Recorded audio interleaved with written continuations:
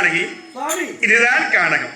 சிற்றனை வாழ்க்கை சிறமேற்கொண்டு 14 ஆண்டும் கானகத்திற்கு போக வேண்டும் என்று என் சிற்றனை கைகேயி அம்மையார் கொடுத்த வரம்தான் அடியே நான் ராமன் கானகத்துக்கு வந்திருக்கின்றேன். ஏன் தெரியுமா? பெற்ற தாயானாலும் வளர்த்த தாயாலும் ஒன்றுதான். அப்படிப்பட்ட பெற்றவள் கௌசல்யா தேவி, என்னை வளர்த்தவள் கைகேயி அம்மையார்.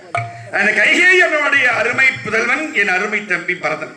நாட்டை ஆள வேண்டும் என்று சூதமார்க்கமாக சூழ்ச்சி செய்து என் அத்தை கூனி கலகக்காரனுடைய அந்த துன்மார்க்க புத்தியாலே என் சித்தனை கைகேயியுடைய புத்தியை மாற்றி, உனக்கு மூத்த பிள்ளை பரதன், கௌசல்யாவுக்கு மூத்த பிள்ளை ராமன். ராமன் ஆண்டால் என்ன, பரதன் ஆண்டால் என்ன? அதனால் பரதன் தான் நாட்டை ஆள வேண்டும் என்று திட்டம் போட்டு என்னை பழி வாங்க வேண்டும் நினைத்த என் கூடி கலகக்கார கிழவி அந்த மந்தரை என் அத்தை சூழ்ச்சியார் கைகேயி அம்மையார் பரதனை ஆள வேண்டும் என்று என்னை கானகத்துக்கு போக வேண்டும் என்று என் தந்தையிடம் வரம் கேட்டு அடியே நான் இப்போது இந்த கானகத்திற்கு வந்திருக்கின்றேன். அப்படிப்பட்ட கானகம் தான் வானகம் வையகம் வணங்கிடும்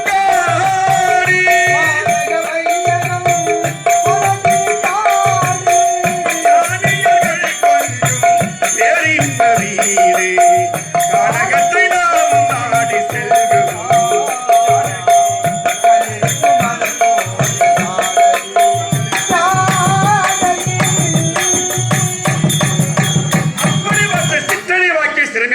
எனக்குத்தான் கானகம் வேண்டும் என்று விதி.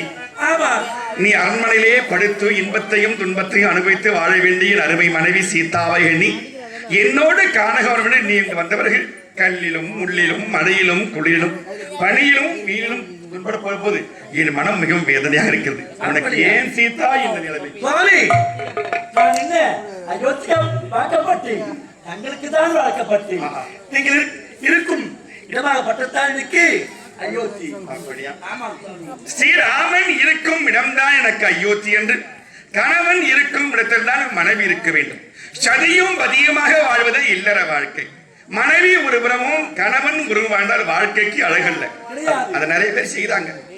மனைவியை வீட்டில் விட்டு வெளிநாட்டுக்கு என்று சம்பாதிக்கிறான் கணவன், அது தவறு. எவ்வளவு பணம் பொருள் வந்தாலும் சரி மனைவியோடு சேர்ந்து வாழ்வதால் இல் வாழ்க்கை இன்ப சுகம். அதையெல்லாம் விட்டு மனைவி ஒரு புறமும் ஒரு வீட்டிலும் கணவன் மறு வீட்டிலும் ஒரு நாட்டுக்கு சென்று சம்பாதித்துக் கொண்டிருக்கிறார்கள். அந்த சம்பாத்தியம் அவள் நன்மை பெறுமா? நன்மை பெறாது. இனி உன்னை போலத்தான் கணவன் எங்கு இருக்கின்றானோ அதில் பங்கு கொள்வதுதான் மனைவி கடமை. இன்பத்திலும் துன்பத்திலும் பங்கு போட்டு இல்லற வாழ்க்கையில் வாழ்வோல்தான் மனைவி ஸ்தானத்தை பெற்ற அந்த மனைவி. தாய்க்கு இணையானவள் மனைவி. தாய் இருந்துவிட்டால் தாயை போன்று மனைவிதான் அந்த ஆடவனுக்கு தாயாக இருந்து அனைத்து நிலையும் அதாவது செய்து கொண்டிருக்கிறார். அப்படிப்பட்ட சீதா நீங்கள் கானகம் சேர்ந்து கஷ்டப்படும் போது நான் மட்டும் பஞ்சனை மெத்திலை படுத்து உறங்கோடுவா சாமி, நீங்கள் துன்பப்படும் போது அந்த துன்பத்தில் நானும் பங்கு கொள்ள வேண்டும் என்று என்னோடு கானகம் வந்திருக்கின்றாய். சீதா, கண்மணியில் தன்மை உள்ள காதலியல்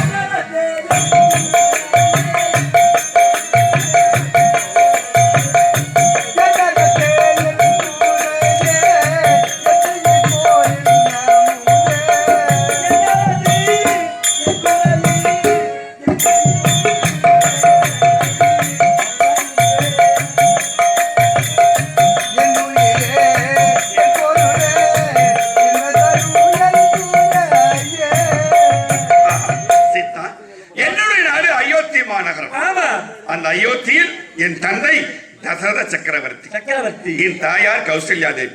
என் தந்தைக்கு நீ 60,000 ஆண்டு காலம் பிள்ளை பாக்கியமே கிடையாது.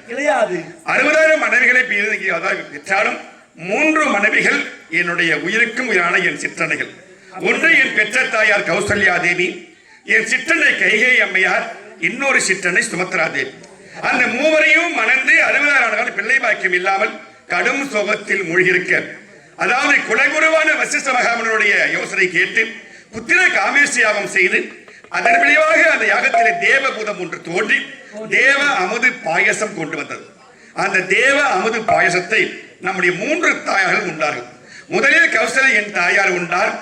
அதாவது அடியேன் யார் நவமி திதியிலே சித்திரை மாதம் 1ஆம் தேதி ஜெயசுக்கிர வாரம் அனைத்து கிரகங்களும் உச்சம் பெற்றிருக்கும் போது அடியேன் யான் கௌசல தேவிக்கு ஸ்ரீராமனாக நவமி திதியிலே பிறந்தேன். அப்படியா? அதான் இன்றைக்கும் ராம நவமி என்று எல்லோரும் வழிபடுவார்கள்.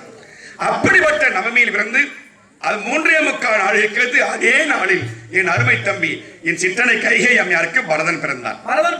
3வது என் சிறிய தாயார் சுமத்ரா தேவிக்கு என் அருமை தம்பி லட்சுமணனும் சத்ருகனும் பிறந்தார்கள்.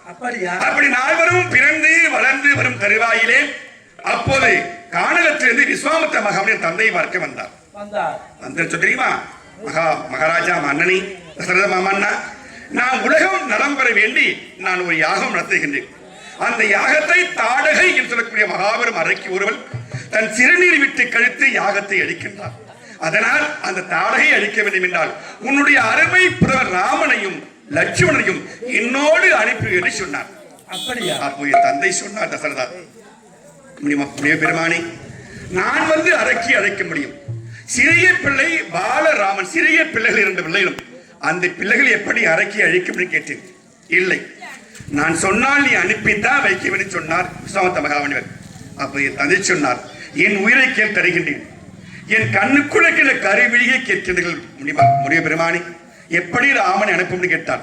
அப்போது குலகுரு சொன்னார், அதாவது வசிஷ்ட மகாமுனிவர், மாமன்னா கவலை வேண்டாம், விஸ்வாமித்திரர் அழைக்கிற ஒரு நன்மைக்காகத்தான் இருக்கும். அதனால் பாலராமனாக ராமனையும் லட்சுமணனை அனுப்பி சொன்னார். என் தந்தை அனுப்பி வைத்தார். கானகத்துக்கு சென்றோம். சிறிய பிள்ளையாக இருந்து தாடகை வந்தால் மலை போன்ற உருவம். இருவரும் பார்த்து பயந்து ஓடிவிட்டோம். அப்போது முடிவை சொன்னார், ராமா பயந்து ஓடலாமா? இந்த அறைக்கு அழைக்கத்தான் உன்னை அழைத்து வந்திருக்கிறேன். நீ அவரை பார்த்து பயந்து ஓடுகின்றாய், என்னப்பா செய்வது என்று கேட்டார். சுவாமி, எனக்கு பயமாக இருக்கிறது, நான் சிறிய பிள்ளை, மலை போன்ற உருவம் தாடகை, நான் எப்படி அழைக்கும் என்று கேட்டார். கவலை வேண்டாம், வா அருகே என்று மா அதிவலா மந்திரத்தை உச்சரித்து கொடுத்தார். அதை கற்றுக்கொண்டோம். அந்த மந்திரத்தின் மகிமையால் தாடகையை சம்ஹாரம் செய்து முடித்தார். ஆமா. அதன் பிறகு மிதிலையிலிருந்து ஓலை ஒன்று வந்தது மகாமுனிவருக்கு. அதாவது நாளை என் மகளுக்கு அதாவது சுயம்பு நாட்டிருக்கின்றோம் சத்திரியாகம். அந்த சத்திரியாகம் என்றால் என் மகளுக்கு சுயம் நாட்டி அந்த வில்லை யார் உடைக்கின்றார்களோ வளைக்கினாலோ அவருக்குத்தான் பெண் என்று பறைசாற்றி விட்டார். அதனால் நீங்களும் கலந்து கொள்ள வேண்டும் என்று மகாமுனிவருக்கு ஓலை ஒன்று வந்தது. அப்போ சொன்னார், ராமா லட்சுமணா, என்னுடைய ஆசிரமத்தில் இங்கே நீங்கள் தங்கியிருங்கள். நான் மிதிலை வரை சென்று சீதாவுக்கு சுயம் நாட்டிருக்கின்றார்கள், நான் பார்த்துட்டு வரேன்னு சொன்னார். அப்போது நான் சொன்ன, சுவாமி, நீங்களும் உங்கள் சிஷ்யனும் வர வேண்டும் என்று தான் மாமன்னன் ஓலை அனுப்பியிருக்கின்றார். நீங்கள் மட்டும் போகலாமா? நாங்களும் வரும் என்று என்னையும் அழைத்துக் கொண்டு சென்றார். அப்படி மூவருமாக நான் வரும்பொழுதுதான் என் கால்பட்டு கல்லானவள் பெண்ணானாள். அவள் யார் தெரியுமா? அதாவது அவள் தான் அகலிகை. கௌதம மகர்ஷியுடைய மனைவி அகலிகை சாபம் பெற்று கல்லாகிவிட்டாள். அப்போது சாபை மோட்சம் ஸ்ரீ பகவான் எம்பெருமான் சிவன் நாராயணன் ராம அவதாரம் எடுத்து கானகத்திற்கு வந்து அந்த கல் மீது பாதம் வைத்தால் மீண்டும் பெண்ணாய்வா என்று சாபத்தை கொடுத்து விட்டார். அப்படி போகும்போது கல் மீது என் கால் வைத்தேன், கல்லானவள் பெண்ணானாள். அந்த அகலையை கொண்டு சென்று சேர்த்து விட்டு மிதிலைக்கு வந்தோம். அப்படி வரும்போதுதான் அண்ணாந்து பார்த்தாய் ஒரு மல்லிகை மலராது என் நாசியின் மீது வீழ்ந்தது. அப்படி அண்ணாந்து பார்த்தேன், முப்பரில் நின்று கொண்டிருந்தாய். நான் உன்னை நோக்கினேன், நீ என்னை நோக்கினாய். அப்போ நினைத்தாய், நீங்கள் தான் எனக்கு கணவனாக வேண்டும் என்று மனதில் எனக்கு ஒரு எண்ணம் இருந்திருக்கிறீர்களா? அப்படியா? ஆமாம் சுவாமி. அதனால் அன்று நான் என்னை பார்த்தவுடனே நானும் உன்னை பார்த்தேன். மணந்தால் உன்னைத்தான் மணக்க வேண்டும் என்று நான் நினைத்தேன். வந்தோம், அரண்மனைக்கு வந்தோம். எல்லோரும் வில்லை வளைத்து யாரும் வளைக்க முடியவில்லை. அப்போது விஸ்வாமித்திரர் கண்ணை ஜாடி காட்டினார்.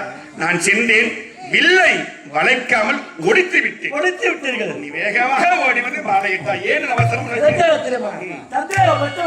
இல்லை, வளைப்பதற்குத்தான் பெண் என்று உடைத்து விட்டார்.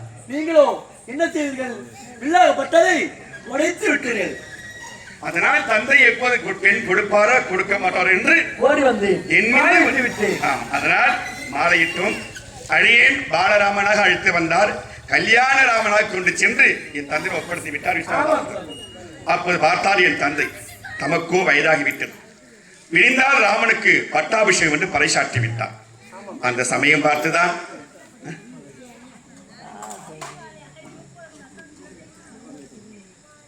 அப்போது ராமன் பறைசாற்றி விட்டார்கள். விரிந்தால் ராமனுக்கு மகிழாபிஷேகம் அப்படி பறைசாற்றிய பொழுதுதான் என் சிற்றனை கைகை அம்மையார் அந்த கூனி கலகர்களுடைய சூழ்ச்சியால் ராமன் கானகத்திற்கு போகணும் தந்திடம் வரம் வாங்கி நான் கானகத்திற்கு வந்துவிட்டேன். ஆமாம் சாமி, இது அன்னை வரும் என்று எண்ணி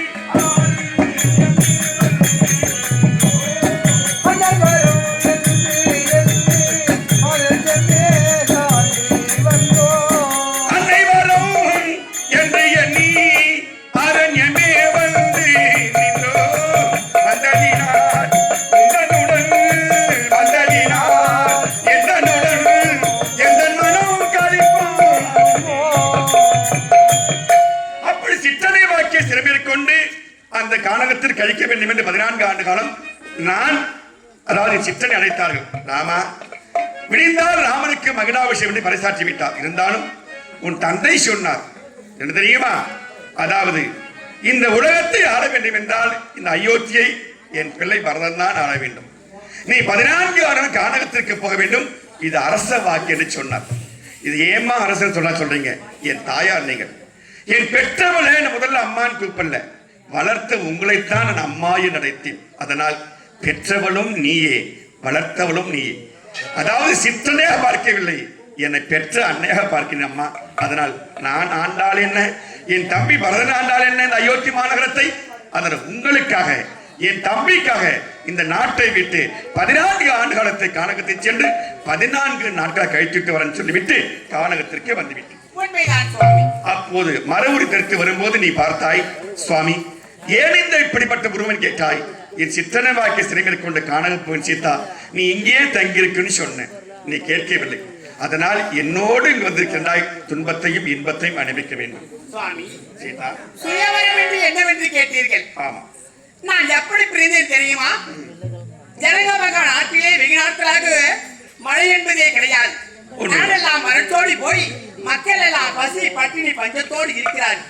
அப்பொழுது ஜனக மகாராஜன் அவருடைய குலதெய்வத்தை வேண்டி அழுது புலம்பி அன்று இரவு படுத்த பிறகு அன்று இதுவே பொன்மழை அவ்வளவு மழை பெய்துதான். காலையில் உலக மக்கள் எல்லாம் ஓட்டோட்டமாக ஓடி வந்து ஜனக மகாராஜா அழகாக நாட்டிலே மழை பெய்துவிட்டது, கொட்டையாரி கட்டி வைக்க வேண்டும், அது தாங்கள் கையால் தான் செய்ய வேண்டும் என்று நாட்டு மக்கள் எல்லாம் கேட்டுக்கொண்டார்கள். அப்பொழுது எனது தந்தை ஜனக மகாராஜன் பொன்னேரி கட்டி உழுது அந்த பொன்னேரி குழுவிலே ஒரு தங்க கேடை கொண்டு கிடத்தினான். அந்த தங்க கேடையிலே அனைவரும் ஒன்று கூடி திறந்து பார்க்கும் பொழுது நான் குழந்தையாக இருந்தேன். நான் குழந்தையாக இருக்கும் பொழுது அந்த பெட்டியிலே என் பக்கத்திலே ஒரு சிவதனமும் இருந்ததாம். நாட்டு மக்கள் என்ன உரைத்தார்களா, உங்களுக்கு வெகு நாட்களாக குழந்தை என்பதே கிடையாது, இந்த குழந்தையை தாங்களே வளர்த்து வாருங்கள் என்று சொன்னார்களாம். ஆனால் நான் அந்த ஜனக மகாராஜன் இடத்திலே இருந்ததினால் எனக்கு ஜானகி என்றும் சீதனமாக கிடைத்ததினால் சீதை என்று பெயர் பெற்று சீரும் சிறப்புடன் வளர்ந்து கொண்டு வந்தேன். அப்பொழுது நான் வளர வளர என் கையிலே இருக்கும் சிவதனும் வளர்ந்து கொண்டே போகிக் கொண்டிருந்தான். அச்சமயத்திலே நான் துள்ளி விளையாடும் பருவத்திலே தோழிமார்களோடு பூப்பந்து விளையாடி கொண்டிருந்தேன். அப்பொழுது அந்த பூப்பந்தாகப்பட்டது சிவதனின் அருகிலே சிக்கிக் கொண்டது. நான் ஓட்டோட்டமாக ஓடி என் தந்தை இருக்கிற சொல்லி, அப்பா அந்த பூப்பந்தை யாராவது ஒரு வீரர்களை விட்டு எடுத்து வர சொல்லுங்கள் என்று சொன்னேன். ஒரு வீரர் வந்து அசைக்கி பார்த்தான். அந்த சிவதனவை அசைக்க முடியவில்லை. என் அரண்மனையில் இருக்கும் 10,000 வீரர்கள் வந்து அசைத்து பார்க்கிறார்கள், அந்த சிவதனவை அசைக்க முடியவில்லை. அம்மா அந்த சிவதனவை அப்புறப்படுத்தினால்தான் அந்த பூப்பந்தாகப்பட்டது கையில எடுக்க முடியும். நம் நாட்டிலே இருக்கும் எந்த வீரர்களாலையும் அசைக்க முடியவில்லை, வேறு பூப்பந்து வாங்கி தருகிறேன் என்று சொல்லிவிட்டு இவர் அண்ணாது மாடிக்கு ஏறிக்கொண்டிருக்கிறார். பார்த்தேன், அழுது கொண்டே விறுவிறுவிறுவென்று போனேன். என் வலது கரத்தினால் சிவகணத்தை எடுத்தேன், எனது இடது கரத்தினால் அந்த பந்தை எடுத்தேன். இதையெல்லாம் முட்டு நோக்கி பார்த்துக் கொண்டிருந்தார் எனது தந்தை. என்னடா 10,000 கணக்கான வீரர்களை அசைக்க முடியாத இந்த சிவதனுவை நமது மகள் சாதாரணமாக இடது கரத்தினால் எடுத்துவிட்டு வலது கரத்தினால் பந்தை எடுத்து விளையாடுகிறாளே, இவளை மணப்பவன் சாதாரணமாக இருக்கக்கூடாது. இந்த வில்லை யார் வளர்க்கிறார்களோ அவர்களுக்குத்தான் பெண் என்று அவளை 56 தேசத்திற்கும் இலக்கியம் எழுதினார். அப்பொழுதுதான் உங்கள் குருதேவருக்கும் அந்த லிகிதம் வந்தது. நீங்களும் என்னை பார்க்க வந்தீர்கள். ஆமா. சுயவரம் என்பது இதுதான். அனைவருமே உங்களை பார்த்துக் கொண்டே இருந்தார்கள். நீங்கள் பிள்ளை வளர்க்க சொன்னால் பிள்ளை வளரை உடைத்து விட்டீர்கள். ஐயோ, வளர்ப்பவருக்குத்தான் பெண் என்று சொன்னாரே, உடைத்து விட்டாரே என்று அனைவருமே உன் அழகில் மயங்கிக் கொண்டிருந்தார்கள். நான் மாற்றிருந்தான் உங்கள் இருவழியும் பார்த்துக் கொண்டே இருந்தேன். ஓட்டோட்டமாக ஓடி வந்து உங்கள் கரத்திலே மாலை சூட்டி நான் உங்களை கொண்டு வந்த பலராம ராமனாக இருந்த அந்த சுவாமி இன்னைக்கு சீதா ராமனாக அழைத்து கொண்டு போய்விட்டார். உண்மைதான். யாரும் அழைக்க முடியாத வில்லை ஸ்ரீராமன் நான் ஒடித்து விட்டேன். அதனால் ஓடி வந்து மாலையிட்டாய், உனக்கு மாலையிட்டேன். பாலராமனாக அழைத்து வந்த விஸ்வாமித்திர மகாமுனிவர் என் தந்தையிடம் கல்யாண ராமனாக கொண்டு சென்று விடுத்தார். அதன் பிறகுதான் சுயமரம் நாட்டி உனக்கு மனமுடித்துக் கொண்டு நாட்டிற்கு சென்று விடிந்தால் எனக்கு மகுடாபிஷேகம் என்னை பறைசாற்ற என் சிற்றனை வாக்கிய சிறமேற்கொண்டு வரதன்தான் ஆள வேண்டும் என்று நெடுநாள் ஒரு எண்ணம் அதாவது மந்திரை என்ற கூனி கலக்கார்கள். ஏன்னா வாழ்க்கையிலே கூனின்னு ஒருத்தர் எனக்கு அர்த்தம் இருக்கிறாங்க. சரி, கூன் வளைஞ்சிருக்கும். நான் எவ்வளவு சின்ன பிள்ளையா இருப்பேன். சிறிய பிள்ளை. ஆமா, எப்படியாவது அத்தைக்கு மேல கல்ல போடணும்னு சொல்லிட்டு அந்த கல்லை எடுத்து கூன் மீது போடுவேன், முதுகு மீது. கூன் மீது. ஆமா, யாரும் சரி ஒரு முள் தைத்தாலும் கல் பொத்தாலும் அம்மா என்று அழைக்க வேண்டும், ஐயோ என்று அழைக்கக்கூடாது. நீ எப்படி ஐயோ என்று அழைக்கின்றாயோ அந்த புன்னகப்பட்டது நெடுநாள் ஆறவே ஆறாது. அம்மான்னு சொல்லிப்பாரு, உடனே சீக்கிரம் மாறிவிடும். அதற்குத்தான் கூன் வளைந்து கொண்டே போச்சு மந்தரையின் கலகக்கார கிழவிக்கு. ஐயோ என்று சொல்லக்கூடாது. சொல்லக்கூடாது. அவசரமான வார்த்தை. ஐயோ என்றால் துன்பங்கள் வந்தாலும் ஐயோ என்று சொல்லாமல் அம்மா என்று சொன்னால் உண்மைதான். துன்பமெல்லாம் அப்படி அத்தையின் மீது கல்லை வாரி போட்டேன். அவங்க என்ன சொல்லிருக்கணும், அம்மான்னு சொல்லிருக்கணும். என் அத்தை அப்படி சொல்லவில்லை, ஐயோ ஐயோ என்றார். அவள் ஐயோ ஐயோன்னு சொல்ல சொல்ல கூன் வளைந்து கொண்டே போய்விட்டது. திரும்பி பார்த்தால் மந்திர கிழவி, ராமன் நம் மீது கல்வாரி அடிக்கின்றான், நம்மளை அசிங்கப்படுத்துகிறான், என்றைக்காவது ஒரு ராமனை பழி வாங்க வேண்டும் என்று நெடுநாள் கனவு என் மந்தரையாக அத்தை கூனி கலகக்கார கிழவிக்கு. அந்த சமயம்தான் எனக்கு விடிந்தால் மகுடாபிஷேகம் என்று பறைசாற்ற ராமனை எப்படி பழிவாங்கும் திட்டம் போட்டுத்தான் என் கையே அம்மையாரை பார்த்து, உனக்கும் மூத்த பிள்ளை பரதன், கௌசல்யாக்கு மூத்த பிள்ளை ராமன், இருவரும் ஒரே நாளில் நேரம் வித்தியாசப்பட்டு பிறந்தார்கள். அப்படி இருக்க இந்த நாட்டை முறைப்படி பரதன் தான் ஆள வேண்டும் என்று அந்த மந்திரை கிழவி என் கைகை அம்மையாருடைய மனதை மாற்றிவிட்டார். உண்மையிலே சொல்லுகின்றேன், என் மீது அளவில்லாத பற்றுள்ளமும் அன்பும் கொண்டவள் கைகை அம்மையார். பெற்றவள் தான் கௌசல்யா தேவி. நான் முதல்ல அம்மான்னு கூப்பிட்டதே என்னை வளர்த்த கைகை அம்மையார் தான். அதான் என் மீது அளவில்லாத பாசம் வைத்தார்கள் கைகை அம்மையார். ஆனால் ஒருவளின் கழகத்திற்காக அந்த அன்பு பாசம் எல்லாம் மறைந்து போய் என்னை பழிவாங்க வேண்டும் என்ற எண்ணம் வந்துவிட்டது. அதனால் தான் கானகத்துக்கு அனுப்பி வைத்து விட்டார். அப்போது நான் கைகை அம்மையாரை கூட்டி சொல்லுகின்றார், ராமா, கானகத்திற்கு உன் தந்தை புகை சொல்கின்றார். நான் புகை சொல்லவில்லை. என்ன சொன்னாங்க, ஆழி சூழ் உலகமெல்லாம் கடலால் சூழப்பட்ட இந்த அயோத்தி மாநகரத்தை ஆழி சூழ் உலகமெல்லாம் பரதனே ஆளடி போய் நீ போய் தாழினும் சடைகள் தாங்கி தான் பெரும் தவமேற்கொண்டு 7 ஆண்டில் திரும்பி வா என்று இயம்பினார் தாதை.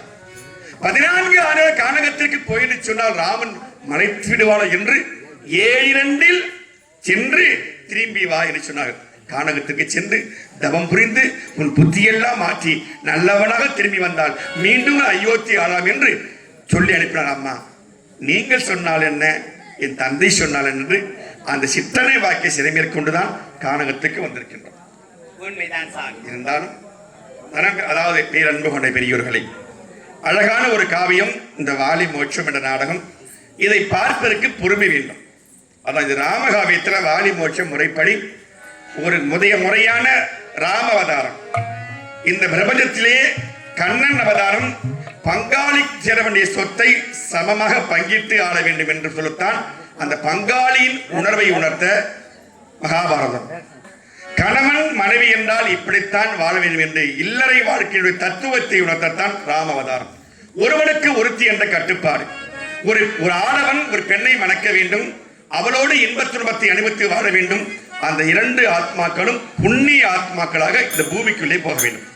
அப்படிப்பட்ட ஆத்மா தான் காலம் சென்ற லட்சுமிபதி சொல்லக்கூடிய அருமை ஐயா. விழா கோலம் உண்டு, அம்பாளுக்கும் ஆண்டவனுக்கும் நாடகம் வைக்கலாம். ஆனால் இறந்து போன ஒரு ஆத்மாவுக்கு நாடகம் வைக்கிறேன்னா ஒரு பெரிய விஷயம். காசு இருக்குன்னு அர்த்தம் இல்லை, அந்த ஆத்மா மனம் சாந்தி இருந்து மோட்சம் போக வேண்டும் என்ற ஒரு அனுகிரகம். அதுக்குத்தான் மகாபாரதத்தில் கர்ண மோட்சம், பாண்டு மோட்சம், இந்த ராமகாவியத்தில் வாலி மோட்சம். ஏன் இந்த 2 காவியத்தில் அந்த மோட்சம் வருகின்றது? வாலி நல்லவன் தான், தவமாக தவமிருந்து நன்றாக வாழ்ந்து வந்தவன் தான். சொத்தின் மீது ஆசையால் தம்பியை அதாவது அடிமைப்படுத்தி தம்பியின் மனையை தண்டாக கொண்டான். அது தவறு என்று உணர்த்தத்தான் அடியன் ராமனாக வந்து வாலியை கொன்று அவனுக்கு மோட்சத்தை கொடுத்தேன். 2வது கர்ணன். கர்ணன் மகாபாரதத்திலே துரியோதன பக்கத்தில் இருந்தான். ஆனா வாரி வழங்கும் வள்ளல் கர்ணன். அப்படி இருந்தாலும் அவனை அழிக்க முடியவில்லை. அவனுக்கு மோட்சம் கொடுக்க வேண்டும். அவனை அழித்தால் தான் பாண்டவருக்கு பங்கிட்டு கொடுக்கக்கூடிய பங்கு என்று என்னுடைய மற்றவதரம் கண் அவதாரம் எடுத்தேன். பாண்டவருக்கு சக புருஷனாக இருந்து கௌரவ கூட்டத்தை அழிக்க கர்ணனை கொன்று அவனுக்கு மோட்சத்தை கொடுத்தேன். இந்த 2 மோட்சமும் புண்ணிய மோட்சம். அதற்குத்தான் இப்ப லட்சுமிபதி என்பவர் தற்சமயம் இப்போது லட்சுமிபதியில அவர் தான் வாலி என்ற ஒரு அருமையான ஒரு பெயர் கொண்ட ராமகாவியத்தில் ஒரு ஆத்மா. வாலிக்கு எப்படி ஸ்ரீராமன் அதிகாலை மோட்சத்தை கொடுக்க போகின்றாரோ அதே இந்த ராமன் லட்சுமிபதி அவருக்கு மோட்சத்தை கொடுக்க வேண்டும் என்று இந்த அழகான ராமகாவிய இதிகாச நாடகம் மழை வந்தாலும் தடைபட்டு நின்று மோட்சம் அடைய வேண்டும் என்று இந்த மோட்சை காவியத்தை வைத்து அழகு பார்க்கின்ற காலம் சென்ற அருமை ஐயா கல்ராய கவுண்டருடைய வள்ளியம்மாள் அவருடைய தவப்புதல்வன் அருமையாக்கிய லட்சுமிபதி. அப்படிப்பட்ட லட்சுமிபதி ஐயா அவர்கள் அருமை, அதாவது இல்லால் கரம் பிடித்து வந்த என் அருமை தாயார் கல்யாண அம்மாள் சொல்லக்கூடிய கல்பனா அம்மாள் அவருடைய இல்லத்தரசி. உண்மைதான், அதாவது ஒவ்வொரு ஆடவரும் ஒரு மனைவியை கரம் பிடித்து அழைத்து வந்தபோது இன்பத்தையும் துன்பத்தையும் அனுபவித்து மண்ணுக்குள் போக வேண்டும். அப்படிப்பட்டதான் லட்சுமி ஐயா இறந்தாலும் அந்த தனிமையான என் கல்பனா அம்மாள் கணவன் இறந்து விட்டார் என்று மனவேதனையோடு இருக்கின்ற தருணம் இது. இருந்தாலும் இன்னொன்று சொல்லுவாங்க, அதாவது அது உண்மையிலே முதல்ல இறக்கணும்னா மாங்கல்யத்தோடு இறக்கணும், பெண் இரண்டாவது தான் கணவன் இறக்கணும், ஒரு நல்ல வேண்டிக்கும். நான் சுமங்கலியா போறணும், அது வேண்டலுக்கு நன்மையாக இருந்தாலும் சரி. ஆனா முதல்ல இந்த ஆத்மா முதல்ல போறா நல்லது. நான் பொதுவாக சொல்றேன், வயசான அப்பா அம்மா வீட்டு இருக்கும்போது அப்பா இருந்து அம்மா இறந்துட்டாங்கன்னா அந்த அப்பா அனாதை. ஆனால் அப்பா இருந்து அம்மா இருந்தாங்கன்னா விதவை என்றாலும் அந்த பெற்ற உணர்வு தன் தாயாருக்கு சோறு போடணும், மாமியாருக்கு சோறு போடணும், பேரம்பேத்தியெல்லாம் பார்த்துக்கிறாங்க, அப்படி எண்ணம் வரும். ஆனால் மனைவி இறந்த பிறகு அந்த ஜீவனாகிய அந்த தந்தை அவன் கஷ்டப்படுவான் பாருங்க. ஒரு வேளை சோறு வருமா, மருமக கொடுப்பாளா, எப்ப சாப்பாடு வந்து இல்லையே. மனைவின்னா அதிகாரமா கேட்கலாம், சாப்பாடு கொண்டு வாடின்னு. இவளை கேட்க முடியுமா? அப்படிப்பட்ட அனாதை போல் வாழ்பவன் தான் ஆடவன். 2 ஆத்மாக்கள் பிறந்து வளர்ந்து கடைசியான முதுமையான பருத்தில் இறக்கும் பொழுது மனைவி இருந்து கணவன் இருந்தால் அது உண்மையிலே புண்ணியம், நல்லது. ஏன்னா அந்த தாய்க்கு ஒரு வேளை சோறு நிம்மதியா போடுவானுங்க. ஆனால் மனைவி இருந்து தகப்பன் இருந்தால் அந்த தகப்பன் அனாதை இந்த காலகட்டத்தில். ஏன்னா எவனன் எந்த மருமகளும் பிள்ளையும் அப்பனை கவனிக்க மாட்டானுங்க. தென்னையில் உட்காந்துருப்பான் அந்த ஆளு, எப்போ சோறு வரும் வந்தாலும் பார்த்துக்குவோம், வரலாலும் பார்த்துக்குவோம். அதுபோல் எத்தனையோ முதியவர்கள் நிறைய பேர் இருக்காங்க எங்கள் வாழ்க்கையில பார்த்து கொண்டிருக்கின்றோம். அப்படிப்பட்ட ஒரு எண்ணல் இல்லாமல் என் அருமை தாயார் கல்பனா அம்மாவை தனிமையில் தவிக்க விட்டு காலம் சென்ற என் அருமை தந்தையார் லட்சுமிபதி அவர்கள் சாலோப சாரூப சாமீப சாயுச்சியம் சொல்ற 4ஆம் பதவி. 4ஆம் பதவினா எவ்வளவு கோடி பொன் லட்சாதிபதி இருந்தாலும் சரி, மீண்டும் இந்த மண்ணில் பிறவா வரம் தந்து இறைவா எம்பெருமானே உன்னோடு உன் திருப்பாதத்தில் இந்த ஆத்மாவை சேர்த்துக்கொள், எனக்கு ஏதாவது எந்த ஒரு மண்புழுவாகவோ எப்படியோ எந்த ஒரு ஜீவனாக பிறக்கக்கூடாது அப்படின்னு இறைவனோடு இரண்டரை கலப்பதுதான் மோட்ச சாம்பரம் சொல்லக்கூடிய இந்த ஆத்மா. அப்படிப்பட்ட இந்த வைத்து அழகு பார்க்கின்ற அருமையனுடைய மகன் பாலாஜி சொல்லக்கூடிய அருமை தம்பியின் திரைப்பெயராலும், பாலாஜியினுடைய இல்லத்தரசி சசிகலா சொல்லக்கூடிய திரைப்பெயராலும், அருமை தம்பி மணிகண்டன் திரைப்பெயராலும் தன் தந்தைக்காக இப்போது இந்த மோட்ச சாம்ராஜ்யம் நாடகத்தை வைத்து அழகு பார்க்கின்ற அந்த குடும்பம் மென்மேலும் சிறப்புற்று வாங்க வேண்டும். எந்த ஆத்மா சாந்தி அடைந்து இறைவனோடு இரண்டர் கலந்திருக்கின்றோ இந்த லட்சுமிபதி அவர்கள் தெய்வமாக இருந்து அந்த குடும்பத்தை காத்துரட்சிக்க வேண்டும் ஸ்ரீ ராமனாக இருந்து வாழ்த்துகின்றேன். அந்த குடும்பம் அப்படிப்பட்ட ஒரு சோகத்திலிருந்து தெளிவாக இருந்து, கணவர் தெய்வமாக போய்விட்டார், அப்பா தெய்வமாக போய்விட்டார், இப்போது இருந்தாலும் அவர் இறந்தாலும் நம் குடும்பத்தை காப்பாற்றுவார் என்ற எண்ணத்தோடு அந்த தெய்வத்தை வணங்கி வழிபடுகின்றோம். நமோ நாராயணா, ஓம் சக்தி சிவாய நம, நமச்சிவாய. அப்படிப்பட்ட அருமை ஐயா லட்சுமி அவர்கள் முன்னாள் ஊராட்சி மன்ற துணைத் தலைவர் மற்றும் முன்னாள் தொடக்க வேளாண்மை கூட்டுறவுடைய சங்க துணைத் தலைவர், முன்னாள் பெற்றோர் ஆசிரியர் கழக தலைவர், எத்தனையோ, அதாவது இத்தனை பதவிகளாம் செய்து ஒரு நல்லவர் இருக்கிற ஒரு பெரிய விஷயம். அப்படிப்பட்ட அருமையான இந்த ஆத்மா கண்டிப்பாக இந்த மண்ணில் பிரவாரம் தந்து ஈரோடு சேர வேண்டும் என்று ஆண்டோடு வேண்டிக் கொள்கின்றோம். நமோ நாராயணன். ஆனால் என்னை பார்த்து ஒரு வார்த்தை கேட்டீர்கள் சுவாமி. என்ன செய்தா? முதலாக திருமணத்தை செய்து நீங்கள் அயோத்திக்கு வரும் பொழுது நான் தங்களிடத்திலே பள்ளி அறை ஒன்று இருந்தது. அந்த பள்ளி அறையில் நாம் இருவரும் இருக்கும் பொழுது என் தாய் வீட்டில் போட்ட தங்க நகைகள் அத்தனையும் கட்டி அப்புறப்படுத்தி விட்டுத்தான் தங்கள் பஞ்சனியில வந்து அமர்ந்தேன். அப்பொழுது என்ன வார்த்தை கேட்டீர்கள் தெரியுமா? சீதா, என் அங்கத்தை விட உன் தாய் வீட்டு தங்கம் தான் பெரிதா என்று கேட்டீர்கள். என் மனம் இன்னும் பலிக்கிறது சாமி. நான் எதற்காக அதையெல்லாம் அப்புறப்படுத்தி வைத்தேன் தெரியுமா? ஏன் அப்புறப்படுத்தினாய்? நீங்கள் வரும்பொழுது உங்கள் திரு பாதப்பட்டு ஒரு கல்லானது ஒரு பெண்ணாக மாறிவிட்டது. உண்மைதான்.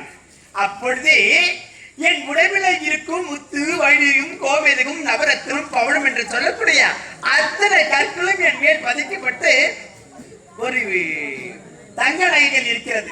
நீங்கள் என்னை தொடும் பொழுது அந்த கற்கள் எல்லாம் பெண்ணாக மாறிவிட்டால் அந்த இரவு முதலிரவாகவா இருக்கும் என்றுதான் நான் அப்புறப்படுத்தினேன். அதனால சந்தோஷம்.